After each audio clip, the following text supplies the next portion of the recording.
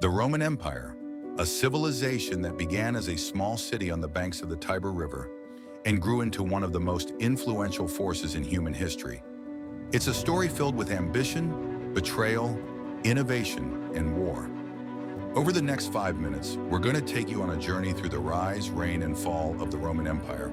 So grab your toga, settle in, and let's dive into the epic saga of Rome. Our story begins in 753 BCE, or so the legend says. A pair of twin brothers, Romulus and Remus, abandoned as infants and raised by a she-wolf, founded a city. It's a tale as dramatic as the empire itself, but let's leave the mythology aside and focus on the facts. Rome began as a collection of small settlements on the Palatine Hill, ruled by kings. Fast forward to 509 BCE, and the Romans decide they've had enough of monarchy.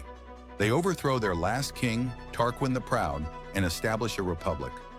Imagine this as ancient Rome's version of democracy, but instead of universal suffrage, power was concentrated in the hands of a few wealthy families.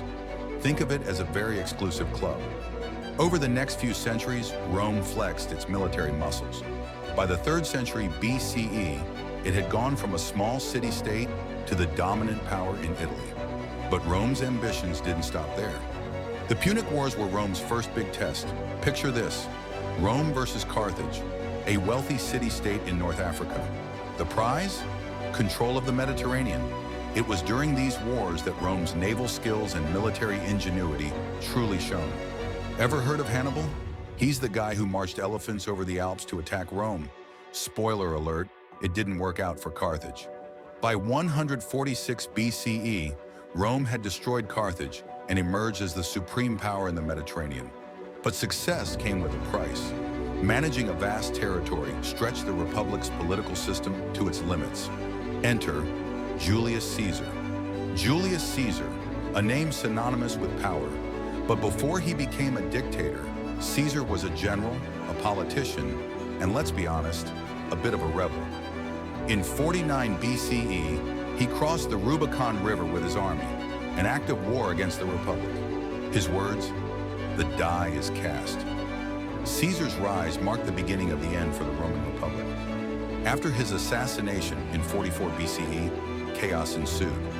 Civil wars ravaged the state, and out of the ashes rose Caesar's adopted heir, Octavian, later known as Augustus.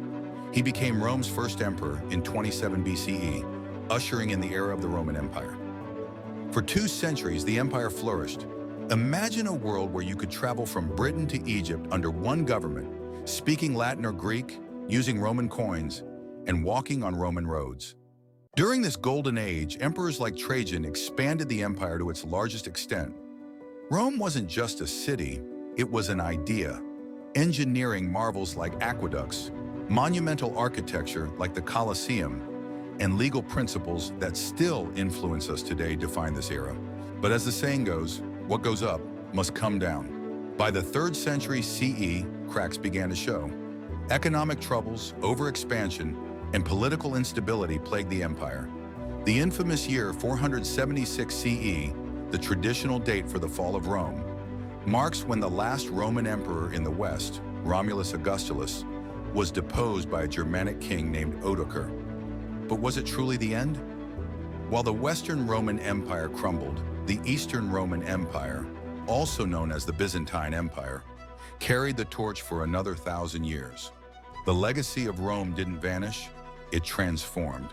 So what's the takeaway from Rome's story? It's a tale of resilience, ambition, and innovation.